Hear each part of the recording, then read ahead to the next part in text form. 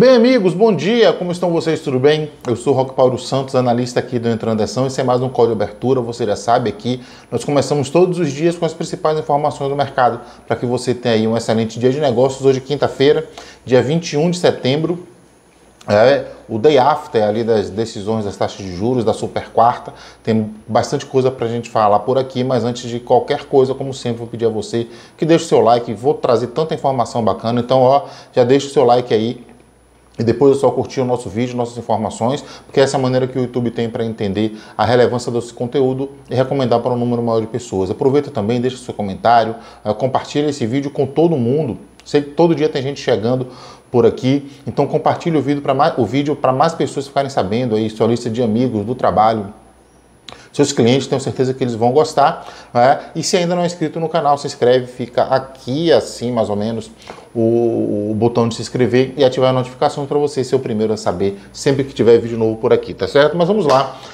Confesso, garanto a vocês que eu não sabia, não tinha lido o documento, não fui eu que escrevi de maneira antecipada, tanto o que o Copom ia falar, muito menos o que o FONC ia falar. Agora, se vocês viram o nosso vídeo ontem, se vocês leram o nosso artigo ontem, lá no investing.com, vocês ficaram sabendo tudo o que ia acontecer antes da hora, né? Antes de ter sido anunciado oficialmente, porque acertei tudo o que ia acontecer, a verdade é essa, né?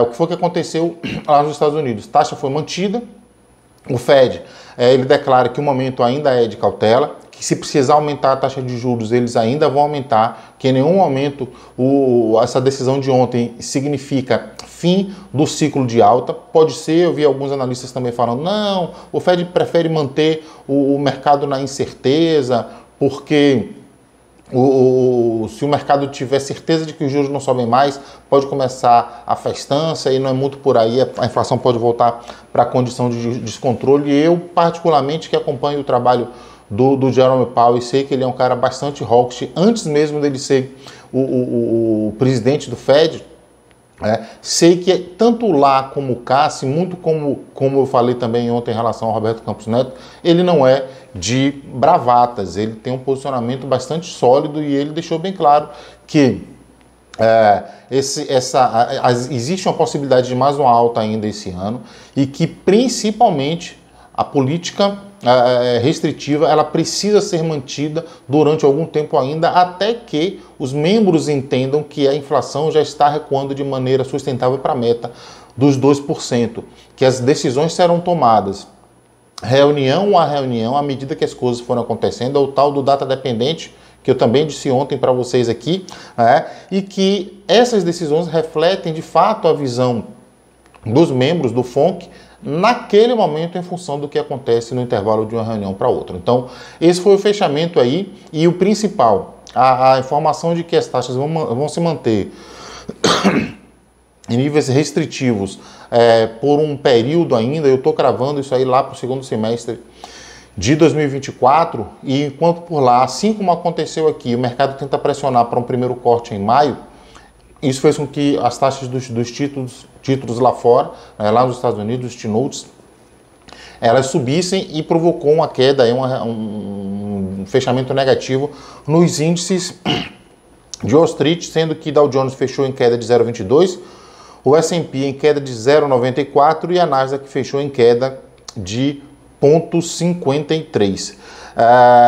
Já aqui no Brasil, assim também como era esperado, a taxa foi cortada em 50 pontos base, caiu de 13,25 para 13,75. Isso também eu tinha escrito lá no artigo que era isso que iria acontecer em relação à taxa e que o que nos interessava muito mais era o que viria na declaração. Alguns pontos foram importantes, né? Quem teve a oportunidade também já de ler a declaração que saiu ontem à noite após a divulgação da nova taxa, a decisão ela foi baseada em alguns pontos. Primeiro, na luta dos B6, quando se refere ao cenário internacional, a luta dos B6 ainda para controlar a inflação, e preocupações com desaceleração na China, porque isso, lógico, reflete diretamente nos países emergentes e no nosso Brasil aqui, no nosso país, a gente sabe o quanto o cenário chinês ele é importante.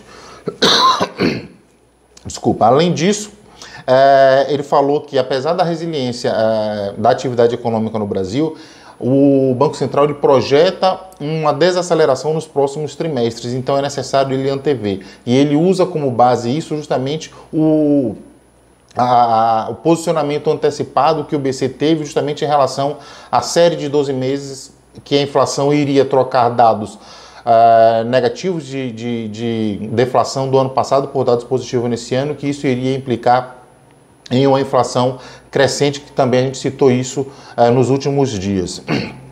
E aí ele baseia as decisões, ele traz três elementos que podem pesar tanto na inflação voltar a subir, e aí ele traz a inflação global e a inflação de serviços, que é aquele núcleo difícil, junto com a inflação de salários, núcleo difícil de combater. Em relação ao que pode trazer a inflação para baixo, e aí é importante saber de que maneira essa inflação estaria vindo para baixo, e aí a preocupação com a questão da atividade econômica, porque ela precisa diminuir, ela pode desacelerar, mas com cautela, porque uma desaceleração muito forte da atividade econômica significaria uma recessão, e uma recessão com a inflação, que seria uma estagflação, é o pior cenário que a economia poderia encontrar. E aí a gente volta e fala um pouco lá do Fed, da preocupação do tal soft landing, do pouso suave lá nos Estados Unidos, que é justamente essa preocupação do Fed, conseguir reduzir a inflação sem que ela desabe de vez e provoque um estrago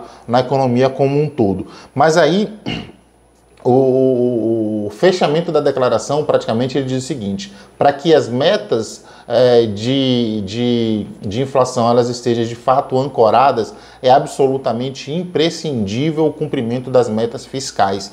E aí não está mais na mão do Banco Central, está na mão do governo, justamente conseguir entregar essa meta, gastar aquilo que pode. A gente tem aqui do lado, na Argentina, um grande exemplo disso. Despreocupou-se com o volume de gastos do governo, inundou o mercado com dinheiro público, sem se preocupar com a inflação explodiu e o país está quebrado. Mas, dessa forma, foi o que embasou a decisão do Copom ontem. A gente já imaginava que isso traria para baixo em 0,5%.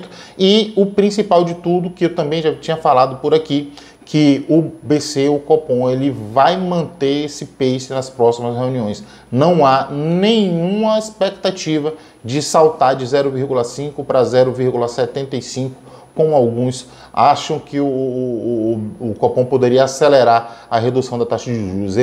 O Banco Central ainda entende que, mesmo tendo sido voto unânime ontem, ainda há preocupações com a inflação, como eu falei, principalmente em relação às questões fiscais, tá certo? Então, foi isso que aconteceu por aqui na parte que era a principal ponto do nosso bate-papo hoje. Então, vamos começar aqui agora, então, a parte dos dados econômicos, fechamento de ontem. Então, o Ibovespa ontem fechou em alta, inclusive interrompendo a sequência aí de três quedas consecutivas, se descolando, inclusive, de Nova York, que lá as taxas de juros subiram, aqui as taxas de juros caíram. O Ibovespa fechou em alta de 0,72, voltou a ficar acima da faixa dos 119 mil pontos ontem, mas fechou a 118.695, sendo maiores altas Azul, beneficiada aí por dados de aquecimento do turismo, que fechou em alta de 11,67%, e CVC seguindo na mesma esteira, alta de 0,62%.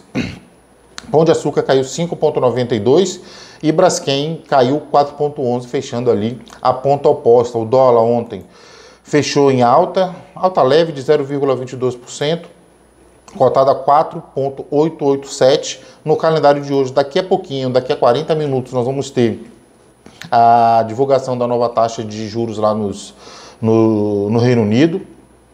Vamos ter também ali a declaração do BOE, do Bank of England, pedidos iniciais de seguro-desemprego hoje, atividade industrial também nos Estados Unidos, vendas de casas usadas, minério de ferro, nesse momento não, minério de ferro já fechou, alta de 0,12%, petróleo sim, aberto nesse momento caindo 1,03%, na casa de 92,56%, moedas, Peso mexicano subindo 0,02, arra caindo 0,11, rublo subindo 0,15, lira turca caindo 0,17, dólar australiano caindo 0,61, dólar neozelandês caindo 0,11, DXY nesse momento subindo 0,36. Bolsas em Tóquio, fechamento de queda de 1,22, Hong Kong caiu 1,45, Xangai caiu 0,90. Na Europa, o mercado também todo em queda. Paris caindo 1,44, Frankfurt caindo 1,12, Madrid caindo 1,28, Londres caindo 0,65, Eurostoxx caindo 1,36, futuros americanos.